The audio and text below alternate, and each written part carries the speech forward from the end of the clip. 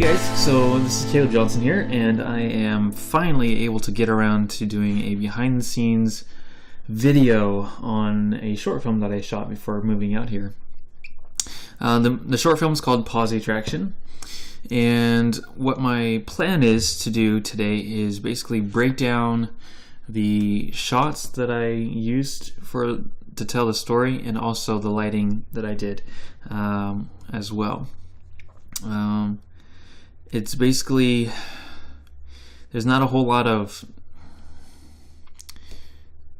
story written into this particular short film. It was more like we're like, hey, let's just take a scene from a movie and let's just shoot that. So that's basically what we did. So let's go ahead and get started. So here we have the first shot of the film. What we have is basically just a really cloudy day, overcast, kind of some blue tones going on here. We have the main character coming in from the right, here on the motorcycle, and you'll notice right here in the middle of the frame is this pole. Not a very straight line there, but what I tried to do is that between the two characters that we're going to be seeing in this short film, we have one character on one side, another character on another side, and the personalities and basically almost just their worlds, if you imagine, are separated by elements within the frame. So we have this character on this side of the frame. This is his world, and the other character exists on this side, and it's divided again by that pole. So here we have the next frame. There's no real dividing line between the different worlds, I guess. But since we've already established this fence as being the dividing line, he's now looking across. He's still on that side, attempting to make his way across to this side. Okay, so I'm trying to make my way through these shots pretty quickly because there's not a whole lot of lighting going on in this, like hardly none at all as far as artificial lighting. But there is just, I'm going through the story, and here we still have that line dividing. So where the guy was originally over here, now he's crossed this line and entered into this character's realm. And I will have a shot here, basically a drawn top-down view of the location and where the lights and the characters are interacting within the scene. And I will be showing that to you here in a few minutes, but I want to just continue with the showing the lighting. So here we are now inside. This is the first shot inside. The title sequence has just left, and I established the character smoking so that I can fill the room with some fog to add that extra layer of ambiance. So I'm using a practical to allow myself that freedom to do so. And also, this one character we're talking about for a moment, the two different characters that we have. So we have the one guy on the one side of the room, the old man who's living in the house that this younger guy is going to see. The older guy, he's a smoker. His life's falling apart. His house is not really in good condition. There's junk everywhere. But there is a trophy here in the shot, right over here to the left, excuse me. And we'll kind of talk a little bit more about how that kind of plays into the character's it's his life. Talking about his dad and motorcycles and stuff, and there is a motorcycle in the room if you pay close attention. But so this guy is very unorganized and chaotic in his life. And I want to jump back real quick to one of these previous shots. This one right here. So when you watch the short film, you'll notice once he closes the gate, the latch doesn't quite close all the way, and he goes back and he shuts it, and then he shakes the gate a little bit to make sure it's actually closed. So that little, having the character do that, added that little bit level of detail into his establishing his character and what kind of a person he was, being very meticulous and careful, and trying to have control over his life, basically.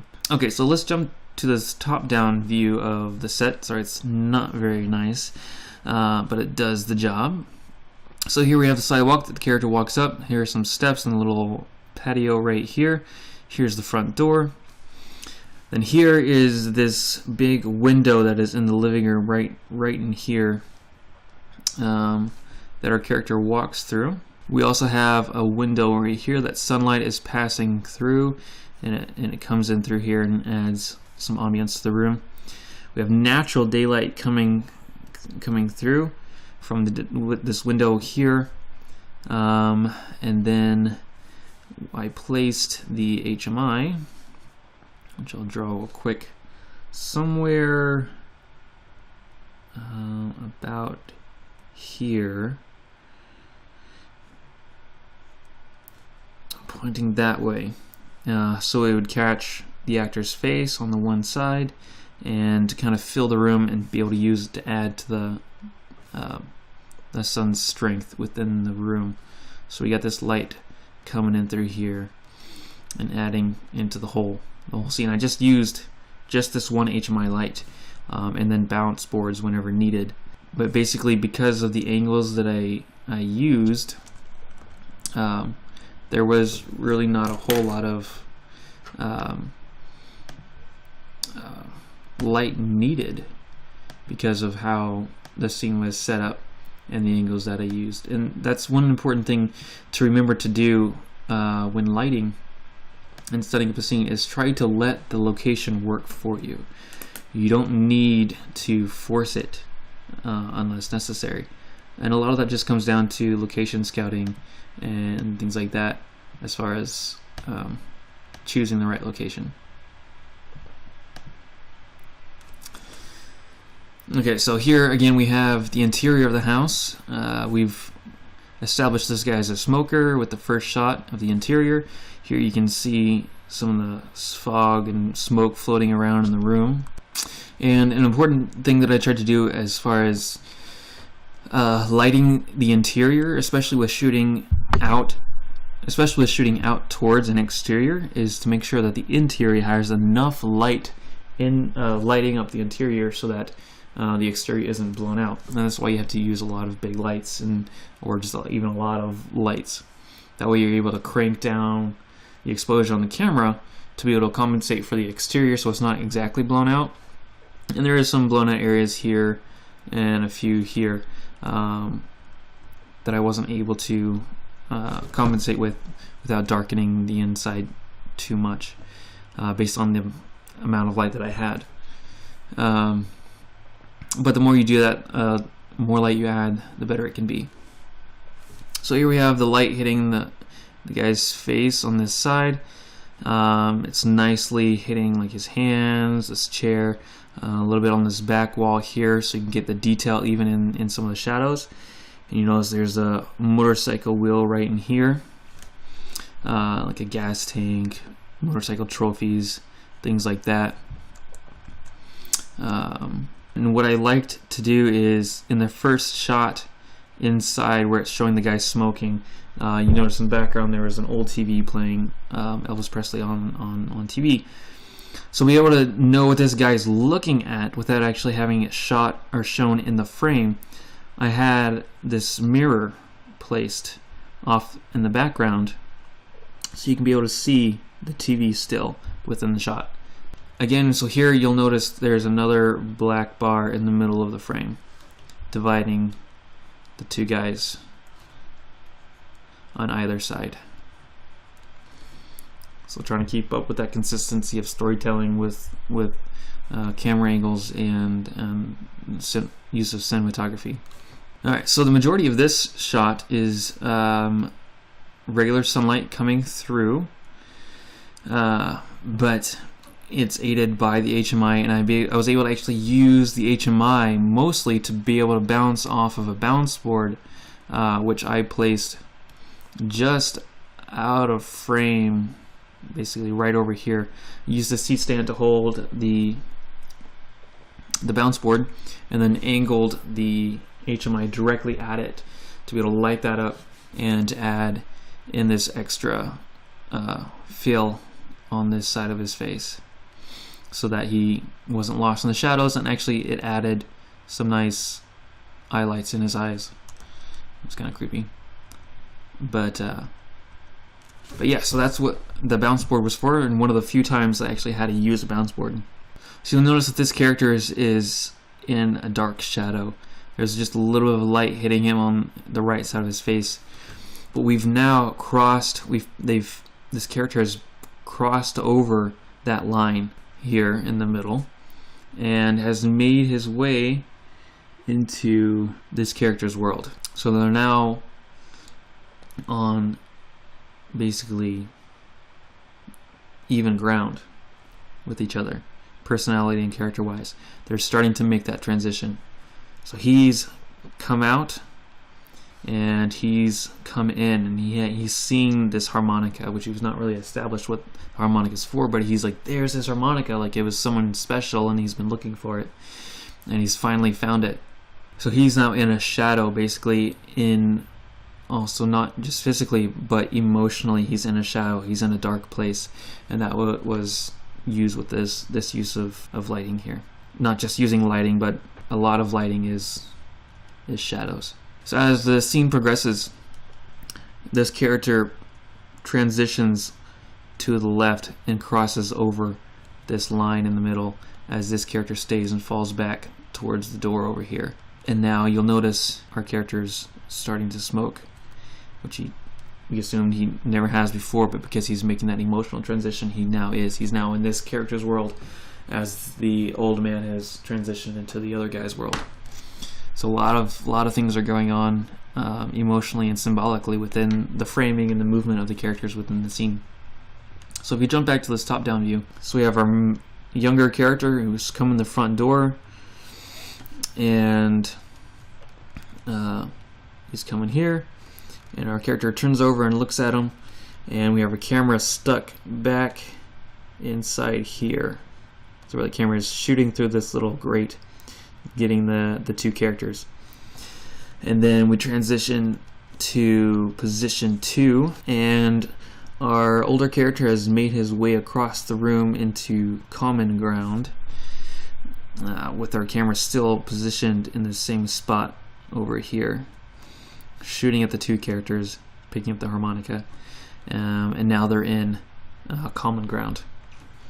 And if we switch from this to our last position, now the old man has finished his transition across the room to be next to the door, and he has his little monologue while our character over here listens to what he has to say, and plays the harmonica and starts smoking and just completely emotionally breaks down. One thing I like to do is include as much information within a frame as possible. A lot of the times, like here, we've got our one character right here, and then in the background we can see our next character, and he can be talking while we're looking at how he's reacting to the same character. So it reduces how many times you have to jump back and forth between two different shots. It saves you time, and it also makes the frames a lot more interesting. And I just love the use of the smoke and the ambiance within the room of this shot.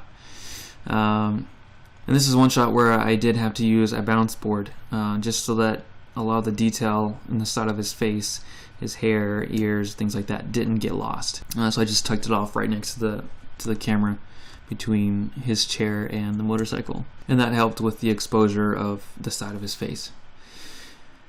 So as we progress through, so yeah, you can see even more of the greater effect in this particular shot of the bounce board being used to light the side of his face. The trophies again, and I wanted to isolate on his emotion at this point to really see how he's being affected. I love this shot here because now we've got the use of this window inside this door nicely lighting up and rimming the side of his face here with that nice cooler tone. Let's see.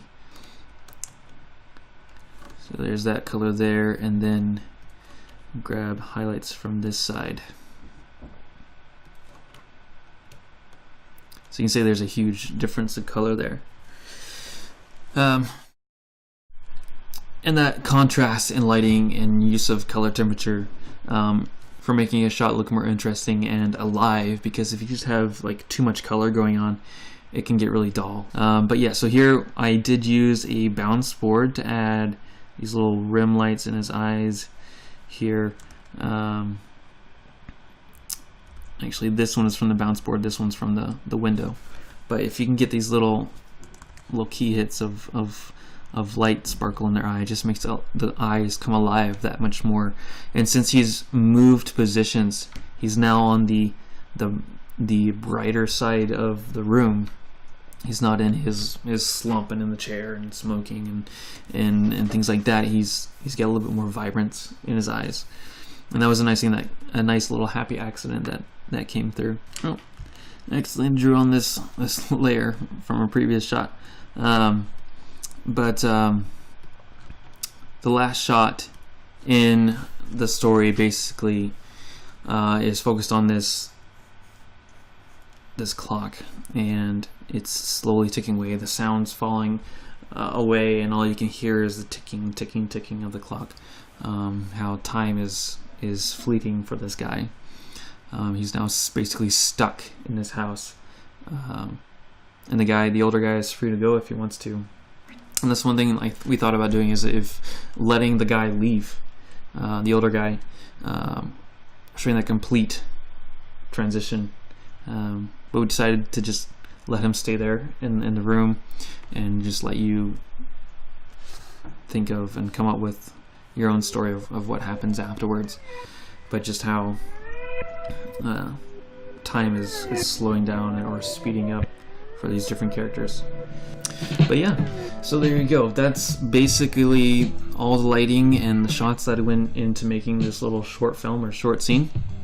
Not a whole lot, which is kind of cool because I only used, like I said, one light and some bounce boards to help with exposure and things like that. And that's basically what the light was for. Inside was to equalize that exposure for like the windows and shooting out the door, and to focus on bounce boards and things like that. But if you can just learn to play with what you have, the light that you have from the sunlight and different things like that, you can do a lot. And that's what's really important, is being creative, not always needing the biggest and the best of every like equipment and cameras and things like that. The best, I've heard said, the best camera to have is the one that's with you. And I think that's really important to keep that as a mindset. And eventually, yeah, you will get better equipment and better lighting, but you will have had that skill of learning to work with what you have. And that'll carry you a long way, I believe. So thanks for watching this. I hope you guys learned a lot. If you have any comments or questions, leave them in the comments below. You can contact me at my website, embrin.com. Check out my work there, and the full short film is on that website as well. Follow me on Instagram, and thanks for watching.